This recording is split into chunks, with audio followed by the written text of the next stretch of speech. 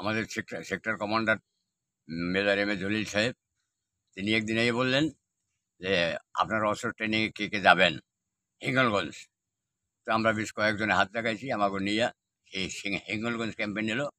ওখানে আমরা অস্ত্র ট্রেনিং দিই কিছুদিন, হয়তো বা আমার তারিখটা মনে নাই। অস্ত্র ট্রেনিং দেওয়ার পরে আমরা আবার একদিন ইনি আইয়া বললেন যে বাংলাদেশে ঢুকবেন কারা কারা।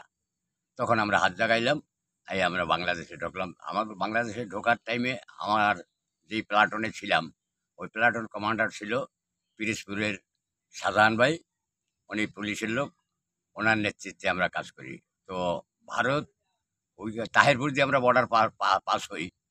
বর্ডার পার হইয়া ওখানেই একটা ক্যাম্প ছিল, রাজাকার ছিল ওখানে, পাঞ্জাবিরে ছিল না, ওই নামটা আমার হয়তো বা সঠিক মনে নেই এখনো, দেখ মনে আইবে না। এরপরে ওইটার আমরা বসন্তপুর ক্যাম্প রাজাকারদের, আমরা ওইটার দখল করি। দখল করার পরে পর্যায়ক্রমে বলতে তো অনেক সময় লাগে। এরপরে কালীগঞ্জ থানার পরে তল্লাবাগের পরে বাসতলার পরে সাতক্ষীরার পরে মহাশির স্কুলের পরে জুবলি মিল পরে বিহারি কলোনির পরে আমরা রূপসা ইপিআর ক্যাম্পে, তখন তো তার ইপিআর ছিল, এখন তো বিডিএর নাম রাখছে। ওই ইপিআর ক্যাম্পের কাছাকাছি যখন যাই একটা বিহারি কলোনি দখল করি। ওই দিন ছিল 16ই ডিসেম্বর দিবাগত রাত্রে আমরা তখন আওয়াজ পাই যে না এখন কর্নেল নিয়াজি সিলিন্ডার করছে। তখন আমরা স্লোগান দিয়ে ওই বিডিআর ক্যাম্পে যাই উঠি। ইপিআর ক্যাম্পে ওঠার পরে ওখান থেকেও আমরা কিছুদিন ছিলাম, ওই অপারেশনে দিকে করার পরে ক্যাপ্টেন মোস্তফা মিয়া বৈরিঘাটা থানার, ওই এলাকায় কিছু রাজাকার লুকাই ছিল।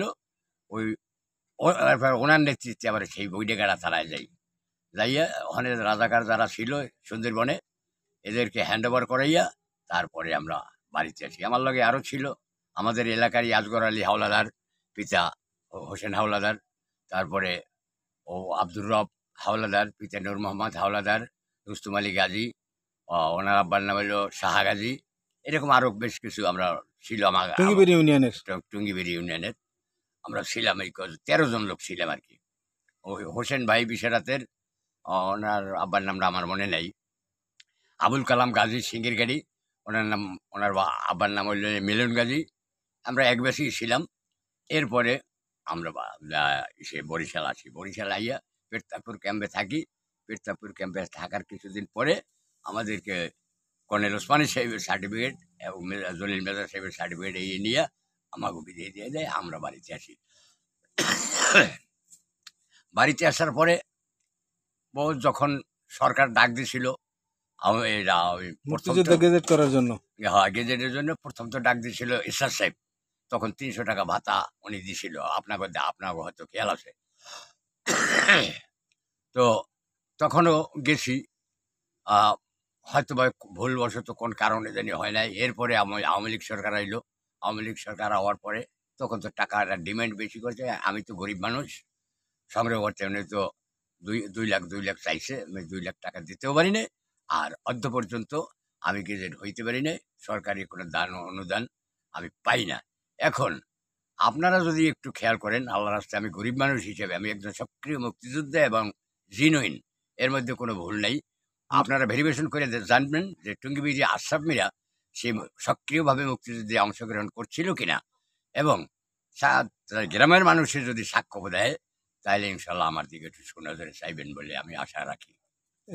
যেহেতু তার কাছে আপনারা সবাই এই ভিডিওটা লক্ষ্য করে দেখবেন, তার কাছে মুক্তিযুদ্ধকালীন যত কাগজপত্র সবগুলি সে আছে, কাগজগুলি আছে, এবং তার কাগজপত্র মুক্তিযোদ্ধা অধিদপ্তরে পৌঁছেছেন এবং এলাকার নেতৃবৃন্দের মাধ্যমে পৌঁছে দিয়েছেন।